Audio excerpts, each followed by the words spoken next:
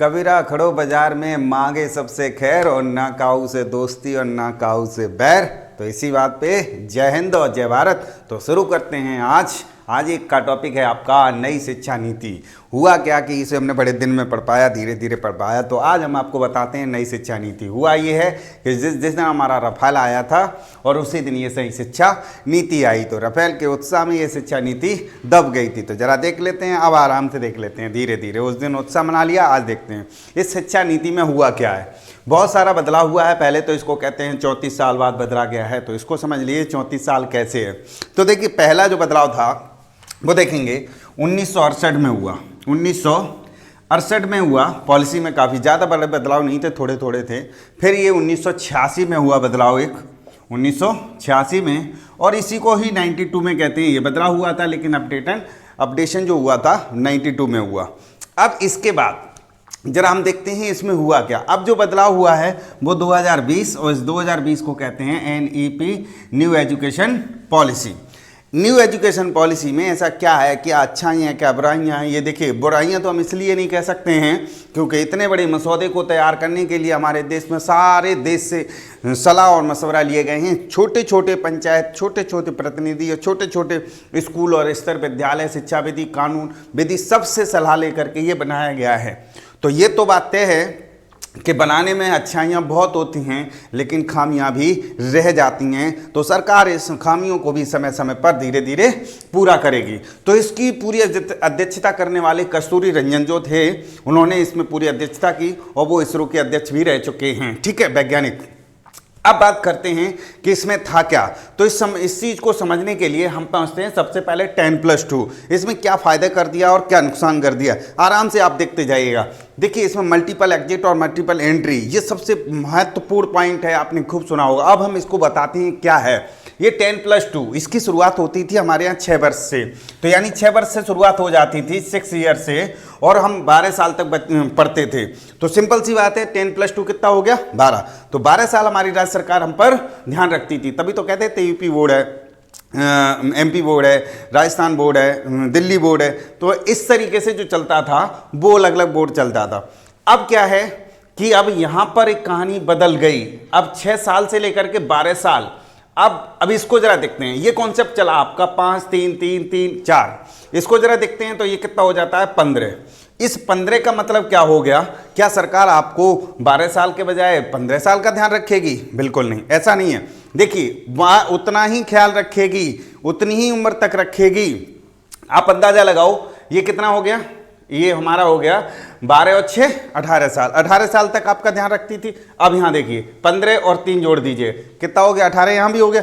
ऐसा कैसे है हम बताते हैं। यहाँ पर जो हम पढ़ना शुरू करते थे तो 6 वर्ष से शुरू करते थे। 6 साल के बाद बच्चे पे ध्यान, क्योंकि 6 से 14 वर्ष की शिक्षा का जो आपने प्रावधान पढ़ा होगा, तो यानी 6 वर्ष एक मानक आयु थी। वो अब यहाँ पर कर दिया है 3 वर्ष की मानक आयु। तो हम 3 वर्ष से इसे देखना शुरू कर देंगे। तो पहले इसको पहली स्टेज समझते हैं। पहली स्टेज में क्या है?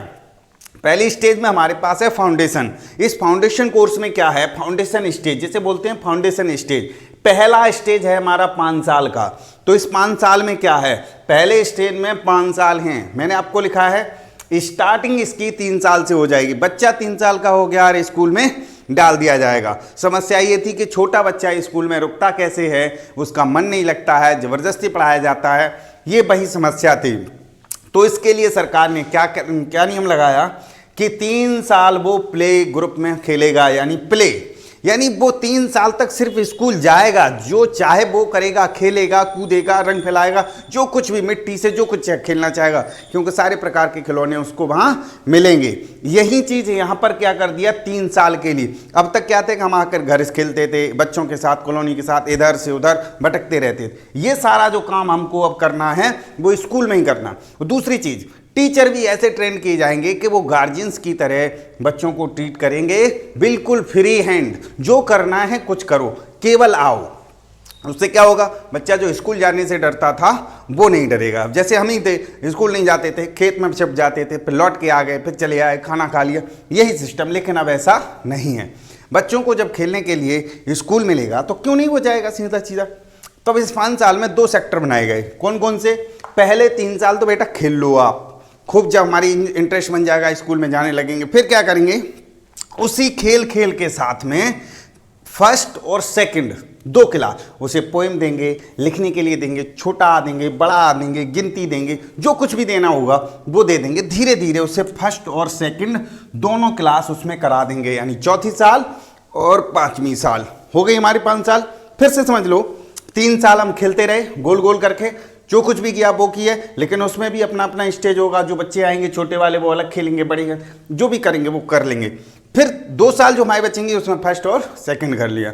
आज के युग में अगर देखते हैं, जैसे नए बोर्ड चलते हैं, इंग्लिश मीडियम बोर्ड है, उसमें प्ले ग्रुप, LKG, UKG और फिर फर्स्ट और सेकंड वाला कॉन्सेप्ट चलता है। तो ये हो गए ना सीधे 5 साल। यहीं पर ये देख लीजिए, इन सबको मिला करके कर दिया। 3 साल आप कुछ भी करो, खेलो कूदो, वहाँ एग्जाम नहीं होगा, कहीं भी एग्जाम नहीं होगा। अब एग्जाम नहीं होगा तो बच्चा फ्री हैंड मस्त घूमेगा।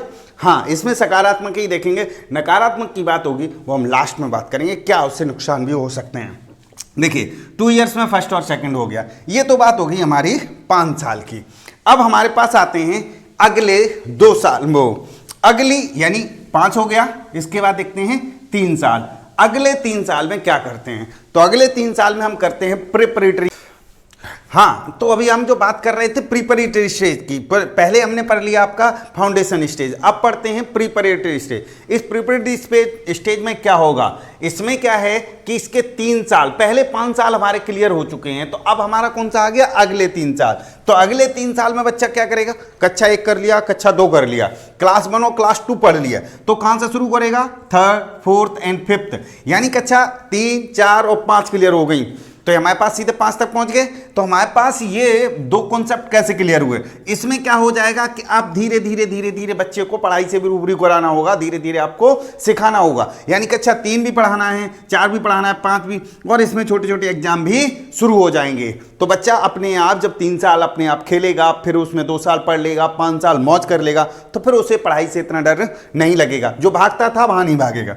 अब इसमें क्या है कि इसमें छोटी मोटी एक्टिविटीज और स्टडी दोनों करवाई जाएंगी, यानी एक्टिविटीज भी करवाई जाएंगी और स्टडी भी करवाई जाएगी। दोनों का एक मिला जुला कॉम्बिनेशन रहेगा, जो उसके बच्चे के लिए काफ़ी सर्वांगीण विकास के लिए बहुत ही अच्छा होता है। क्योंकि एक्टिविटी जहाँ जहाँ होती हैं तो बच्चे का एकदम बोलने का तरीका, खेलने का तरीका और ये सब चीज़ें अंदर का जो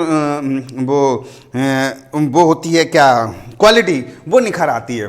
तो वो ज़रूरी था। इसमें एक बहुत महत्वपूर्ण बदलाव क्या है, वो महत्वपूर्ण बदलाव ये है कि लैंग्वेज का ये है कि कक्षा 5 तक की लैंग्वेज में आप जिस क्षेत्र से, रीजनल क्षेत्र से हैं, उन रीजनल क्षेत्र से आप उसी भाषा में पढ़ाई करेंगे, तो ये आपके लिए बहुत ही फायदेमंद है। लेकिन इसमें एक विषय भी है कि इसमें ऐसा कोई मैंडेटरी नहीं है, कि ये कोई अनिवार्य नहीं है कि आप इंग्लिश मीडियम में पढ़ाना चाहें तो पढ़ा सकते हैं, बाध्यता नहीं है। लेकिन उसे जो लैंग्वेज है उसकी भी आपको प्रेफरेंस है, वो आप सबसे पहले पढ़ाएं, और यदि आप नहीं पढ़ाते हैं तो आप इंग्लिश में भी पढ़ा सकते हैं, कोई बाध्यता ऐसी नहीं है। लेकिन ये लैंग्वेज इसलिए कराई गई है, इसका फायदा समझिए, इससे ये है कि बच्चे को अपनी लैंग्वेज में सीखने के लिए बहुत फ़ायदा मिलता है। देखिए और विदेशों में देखा होगा अपनी भाषा में वो छोटी से लेकर के बड़ी स्टडी भी करते हैं, अमेरिका के, चाइना के, और भी कई देशों में ऐसा होता है कि वो अपनी ही भाषा में सारी स्टडी करते हैं, तो उनको कतई तकलीफ नहीं होती है। दिक्कत ही हमारे साथ भारत में क्या होती है, भारत में ये है कि बच्चा सीखता तो मातृभाषा है हिंदी और बोलता पूरे दिन मातृभाषा है, लेकिन अगर हायर स्टडी जब करने जाता है तो किताबें इंग्लिश में लिखी मिलती हैं।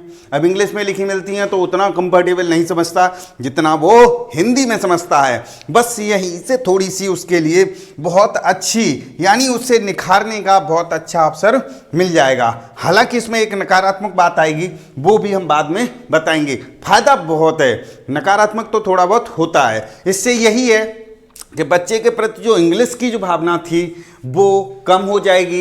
इंग्लिश का डर तो छोड़ दीजिएगा, वो उसकी तरफ जो बढ़ता था वो कम लगाव हो जाएगा, इंग्लिश से उसका लगाव कम हो जाएगा, और इंग्लिश जो पढ़ाया जाएगा वो केवल एक सब्जेक्ट की तरह होगा। तो ये थी हमारी प्रिपरेटरी स्टेज। अब बात करेंगे तीसरी, मिडिल स्टेज। मिडिल स्टेज का मतलब हो गया अगले 3 साल। तो अगले 3 साल में क्या होगा वो देखिए जरा। तो हाँ, अब देखेंगे हम आपको मिडिल स्टेज की बात करेंगे। तो हमारे पास जो यहाँ तक पहले 5 हो गए और अगले 3 5 हो गए, यहाँ तक हमने कक्षा 5 तक पढ़ लिया है, यहाँ तक हमने कक्षा 5 तक आ गए, यहाँ तक मिलाकर, ठीक है। अब अगले 3 साल कौन से हमारे 3 इयर्स में हम क्या करेंगे, 6th पढ़ेंगे, 7th पढ़ेंगे, 8th पढ़ेंगे। इसमें हमें क्या है खास बातें, मैथ साइंस आर्ट ये तो हमें पढ़ना ही पढ़ना है। एक लैंग्वेज हम कोई पढ़ सकते हैं, वो इंडियन लैंग्वेज कोई भी हो सकती है, पढ़ सकते हैं, 1 हो 2 हो, जैसे भी आपको सब्जेक्ट के अनुसार चूज किया जाएगा। इसमें जो खास बातें बताई गई वो ये हैं, कंप्यूटर कोडिंग। यानी कंप्यूटर कोडिंग का मतलब ये है कि बच्चे को अभी से ही कंप्यूटर की नॉलेज देना शुरू कर दिया जाएगा, सॉफ्टवेयर से संबंधित जानकारी देनी शुरू कर दी जाएगी और उससे कोडिंग सिखाना शुरू कर दिया जाएगा। जैसा कि चाइना में और अनेक देशों में छोटे छोटे बच्चों को ही कोडिंग या कंप्यूटर कोडिंग सिखा दी जाती है, जैसे ही बड़े होते हैं वो सॉफ्टवेयर बनाना शुरू कर देते हैं। हालांकि अभी सॉफ्टवेयर नहीं बना लेगा, लेकिन धीरे धीरे उसे नॉलेज देनी शुरू कर दी जाएगी।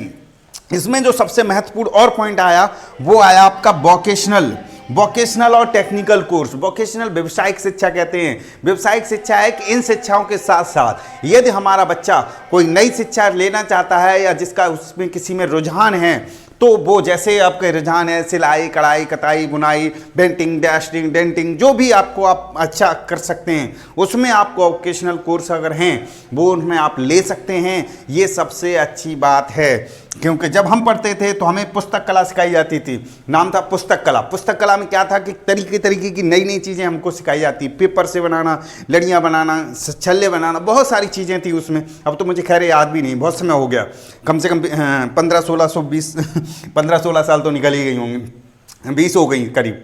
हाँ, ये कच्चे आर्ट की बात कर रहे हैं, तो 20 साल पहले की अलग कहानी थी। अब यहाँ पर है बच्चा आर्टिस्ट बनना चाहता है, माली, पेंटर, कारपेंटर, अगर कुछ भी बनना चाहता है तो उसकी अलग से पढ़ाई कर सकता है, सीख सकता है। क्योंकि ऐसा नहीं कि केवल पढ़ाई का ही अलग महत्व है। जो पेंटर होते हैं वो पढ़ाई नहीं करते हैं क्या? आर्टिस्ट होते हैं वो पढ़ाई नहीं करते हैं क्या? जो डिजाइन बनाते हैं पढ़ाई नहीं करते हैं क्या? वो सब पढ़ाई करते हैं और वो बिना पढ़ाई करके जाते हैं, लेकिन वो बाद में जाके स्ट्रीम चुनते हैं। लेकिन वही स्ट्रीम हम बच्चे को छोटे से अभी से चुनना शुरू कर देंगे, और इसका केवल हमारे यहाँ तो स्ट्रीम का कोई मतलब ही नहीं रहा।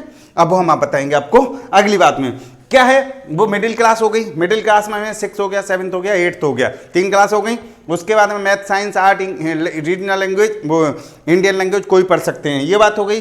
कंप्यूटर कोडिंग पढ़ाई जाएगी और वोकेशनल कोर्स कोई से भी कर सकते हैं। अब चलते हैं अगली वाली स्टेज आपको बताते हैं। उस स्टेज में क्या है कि इसके बाद जो बात करते हैं, अब हम बात करेंगे आपके 4th, यानी पहला पढ़ गया, ये पढ़ दिया, ये पढ़ लिया, ये पढ़ लिया। अब हम देखेंगे चौथे वाले को, यानी जो 4 साल का कोर्स है वो कैसे है। हमने फाउंडेशन पढ़ लिया, प्रिपरेटरी पढ़ लिया, उसके बाद हमने इससे पहले वो मिडिल पढ़ लिया। अब पढ़ते हैं सेकेंडरी स्टेज। ये 4 साल का होता है। इस 4 साल में क्या करना है, हम सीधे पहुंच गए 9th, 10th, 11th और 12th, हो गई 4 साल। 4 साल मिला करके हमारी 9th, 12th तक हो गया।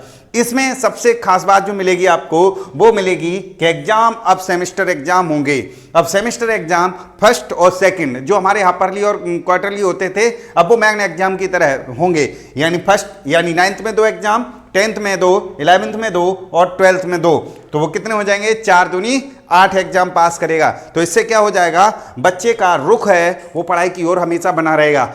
वैसे सामान्य रूप से क्या होता था कि बच्चा एकदम अरे जब मार्च में पेपर आएंगे तब पढ़ेंगे, 2 दिसंबर तक कबड्डी खेल लिया फिर पढ़ेंगे, लेकिन अब ऐसी कबड्डी नहीं खेलेगा। अब जुलाई में भी एग्जाम है, दिसंबर में भी है, या हो सकता है कि सितंबर में हो या मार्च में हो। जिस तरीके से सेशन डिवाइड होगा वो करेगा। तो 2 चीजें हमें महत्वपूर्ण बोल गई, 9 से लेकर 10 तक हो गया, सेमेस्टर के एग्जाम हो गया, 4 दूनी 8 एग्जाम हो गए।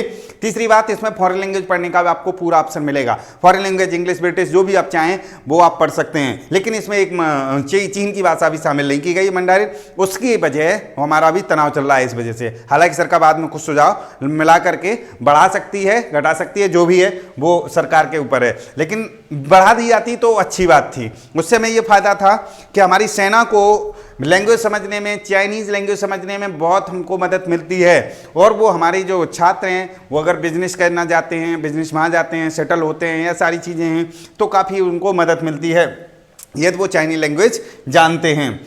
तो चलिए, खैर वो सरकार का है, वो ऐसा नहीं है। जब भी हम विदेशी लैंग्वेज पढ़ते हैं तो हमको काफ़ी सहूलियत मिलती है। अगर कोई विदेशी हिंदी पढ़ रहा है और हमारे देश में आ रहा है तो अच्छे से कंफर्टेबल हो जाएगा, अच्छे से सब कुछ मैनेज कर लेगा। ओके, हाँ, तो चलते हैं अगले।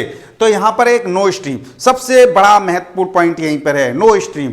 अब आप 9th में आए, तो 9th में आते पहले क्या थे कि आप साइंस साइड से पढ़ेंगे कि आर्ट साइड से पढ़ेंगे।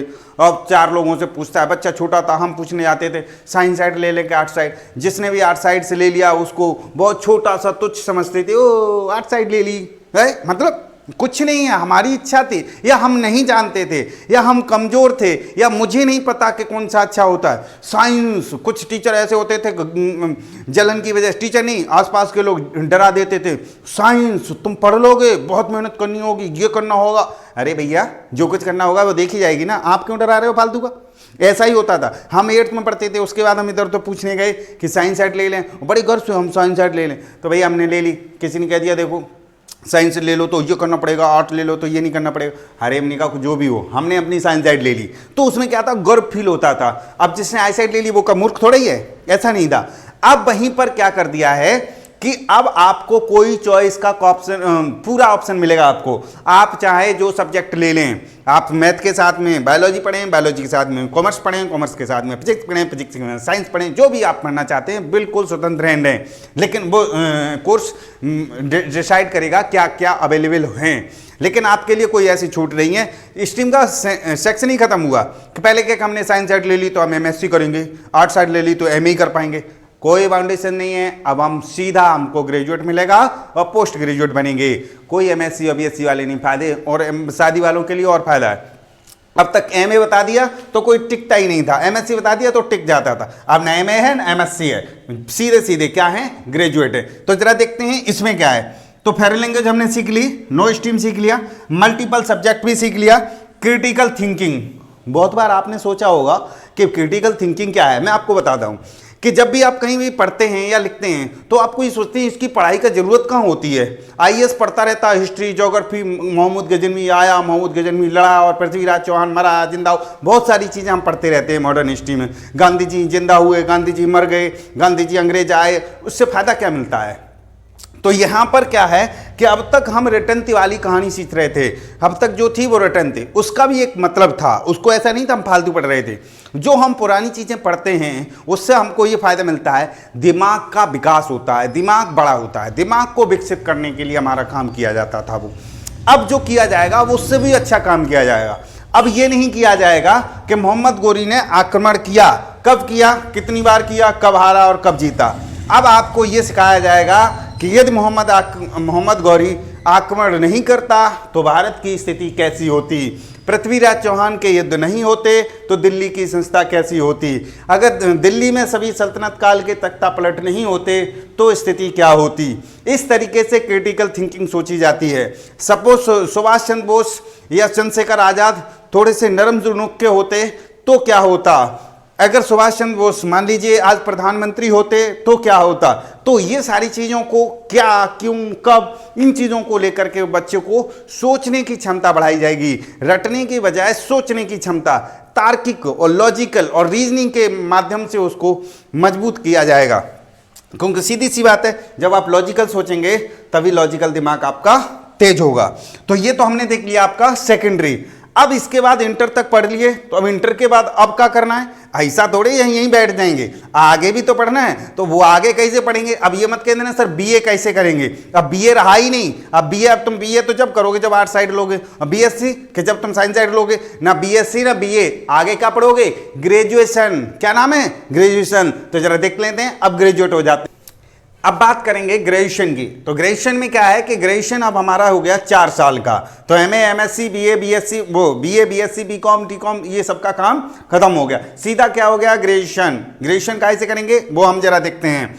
ये है कि सबसे पहले है ये 1 ईयर, जो हमारा 4 साल का है उसको आप समझ लीजिएगा। अब हमारी कोई साल बेकार नहीं जाएगी। अब चाहे ये समझ लीजिएगा जैसे फर्स्ट ईयर की मार्कशीट हमको BA की मिल जाती थी तो वो BSc की मिल जाती थी, अगर कहीं भी अप्लाई करना होता था वो फर्स्ट ईयर की एप्लीकेबल नहीं होती थी। अब क्या है कि अब अगर आपने 1 साल पढ़ा है तो 1 साल का सर्टिफिकेट मिलेगा। हो सकता है कोई ये कहे कि BA का सर्टिफिकेट वाले भी नौकरी मिल जाएगी, तो आपका वो काम हो जाएगा। यदि आपने 2 साल पढ़ा है तो 2 साल में आपका डिग्री का नाम होगा डिप्लोमा। तो आपने क्या किया है, ग्रेजुएशन डिप्लोमा। यदि आपने 3 साल किया है तो आपने क्या कर लिया है, ग्रेजुएशन डिग्री, तो आपको क्या मिलेगी, डिग्री। पहले में क्या मिलेगा, सर्टिफिकेट, दूसरे में डिप्लोमा, तीसरे में ग्रेजुएशन डिग्री।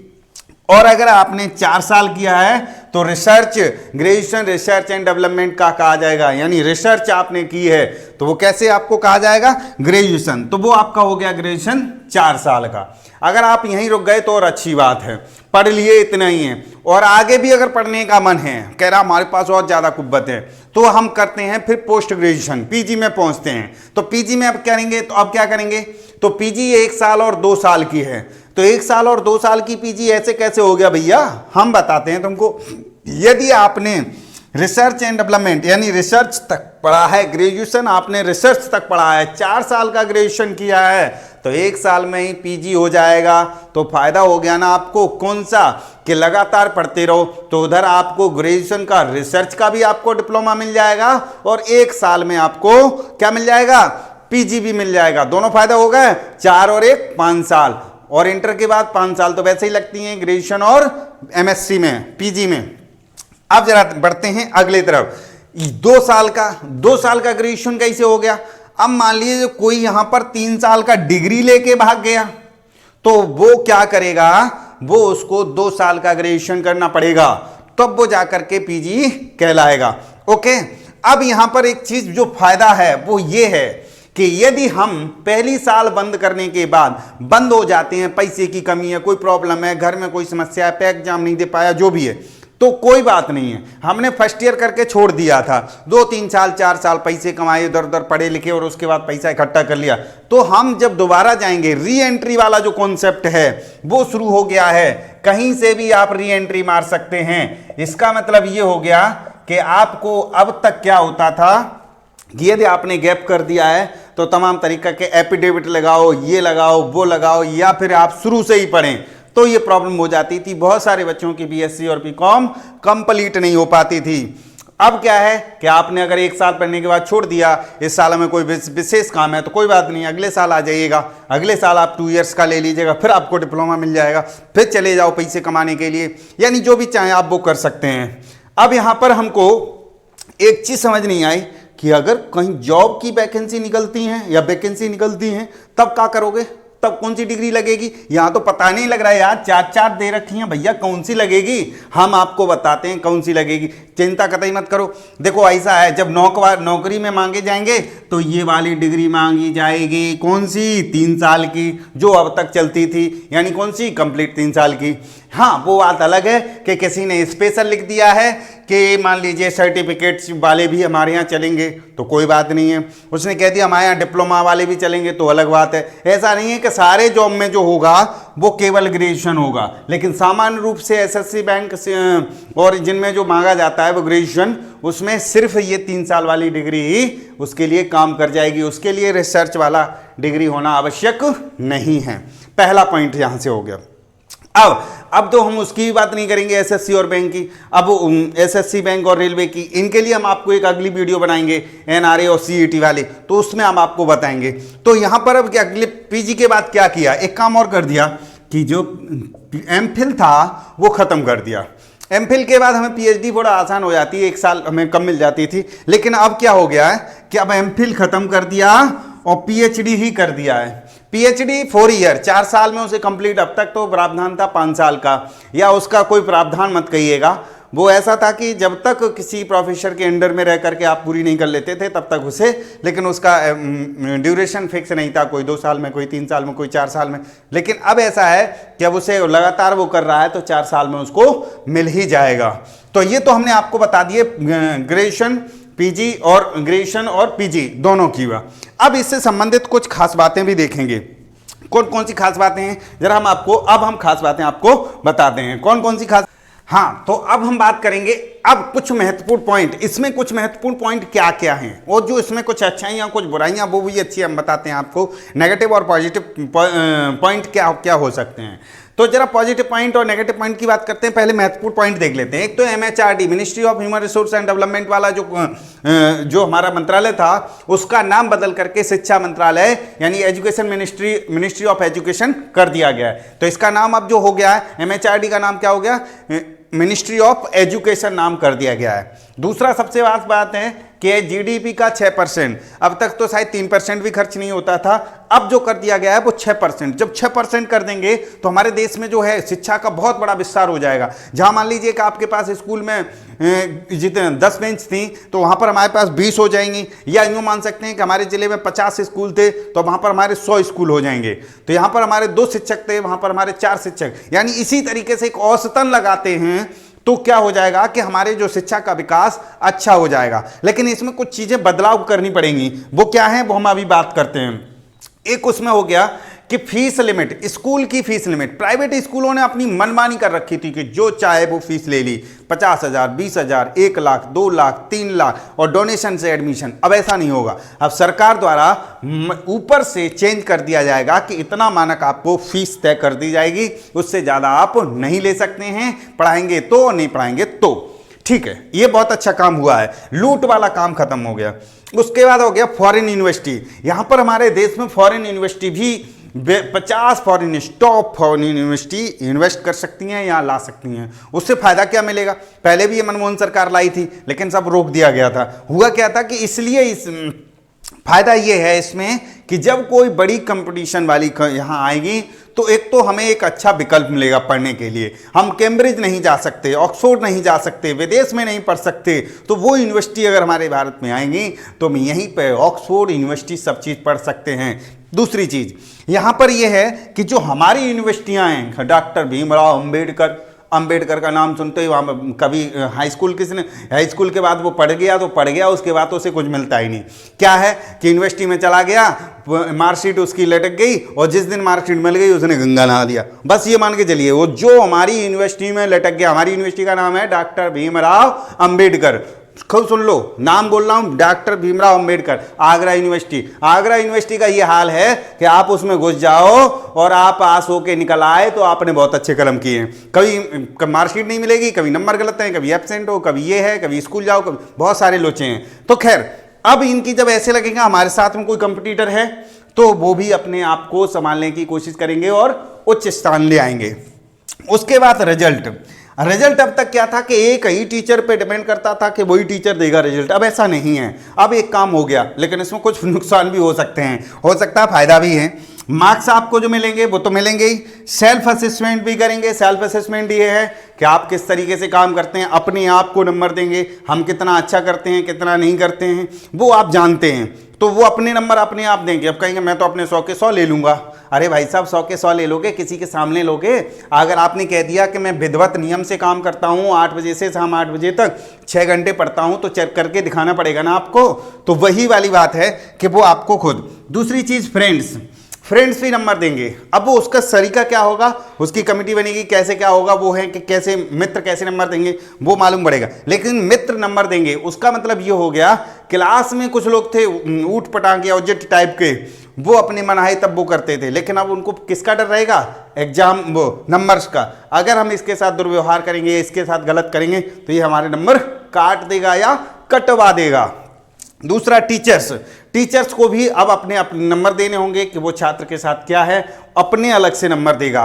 तो इन सबको मिलाकर के असेसमेंट तैयार किया जाएगा, तब उसका रिजल्ट निकलेगा। तो सामने वाले को देखने में उसे कतई देर नहीं लगेगी कि उसके फ्रेंड्स ने कितने नंबर दिए हैं, इसका मतलब इसका क्लास के साथ रुतबा क्या था, क्लास के साथ माहौल इसका क्या था। दूसरी चीज़, टीचर्स ने दिए हैं तो टीचर्स की नज़र में इसकी कितने नंबर हैं। टीचर्स ने इसको दिए हैं 20 नंबर और हमने अपने आप में रख लिया 80 नंबर, तो हमने खुद ही जज कर लिया बेटा आप कुछ नहीं जानते हैं। आगे इसके बाद कुछ 4 डिपार्टमेंट भी बनाए गए हैं, इंफ्रास्ट्रक्चर, बोर्ड डिजाइन है, स्कूल। इसमें इससे डिपार्टमेंट से क्या है कि अलग अलग डिपार्टमेंट के अलग अलग काम हैं। अब तक क्या है कि कोई कॉपी चेक होने गई तो वो अलग डिपार्टमेंट है, पढ़ाने वाला अलग डिपार्टमेंट है, बुक तैयार करने वाला अलग डिपार्टमेंट है। ये कैसे सरकार करेगी वो आगे आपको खुलासा होंगे, तैसे हम आपको बताते जाएंगे। ठीक है, अब आते हैं टीचर्स ट्रेनिंग। टीचर्स की ट्रेनिंग भी अलग से की जाएगी। आज कल के जो टीचर हैं, बुरा मत मानिएगा, प्राइमरी के टीचर और अन्य अध्यापक जो एक्सपर्ट हैं, पढ़े लिखे हैं, उनसे माफ़ी चाहूँगा। और नहीं तो जितने भी पुराने डर्रे वाले टीचर हैं वो क्या पढ़ाते हैं वो हम सब जानते हैं। सच्चाई तो सबके सामने है। प्राइमरी में कोई भी बच्चा क्यों नहीं पढ़ने जाता या कोई भी गार्जियंस क्यों नहीं पढ़ाता? क्योंकि ना ही तो वो कभी अध्यापक पढ़ाते हैं और ना ही वो बच्चे वहाँ को ऐसा माहौल है। कहीं पर टॉयलेट टूटे पड़े हैं, कहीं पर कुछ पड़े हैं। सरकारी विद्यालयों की सारी हालत आपकी देखी हुई है, और अगर जहां स्कूल की भी हालत अच्छी हो तो अध्यापक कितना अच्छा पढ़ाते हैं वो सब जानते हैं।